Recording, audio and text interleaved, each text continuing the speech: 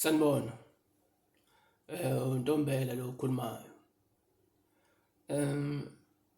Efazeni banamhlanje ngicela ukuthi uNkulunkulu ngalofakazi uyefuna ungikhombisa ukuthi kumnandi kanjani ukuhamba noJesu, nokuthi kubuhlungu kanjani ukungabi naye uJesu. Ngoba kule ndawo lena lebufakazi ababe engangivezela benzeka kuyona, kwakunabantu nje babekhona lapho, babebaningi abantu. Laba bantu babethi bayokhuluma, babethi angihlale phansi ngilinde uJesu uyeza. Hhayi, ngihlale lapho lapho ngithi ngizama ukusuka balokhu besho into eyodwa bethi hhayi, hlala phansi ulinde uJesu uyeza.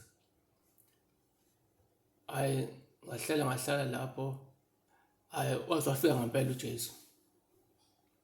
Mese efika uJesu sesihamba-ke naye-ke manje-ke sihambe lo hambeni lwethu, sihambe size sifike esihogweni. Kulesi hogo lesi kwakugcwele abantu khona, kodwa umlilo wawungakathungelwa. Kwakunabantu nje ababegcwele khona kulesi sihogo lesi nje. Imagine ukuthi isihogo umgodi omkhulu nje.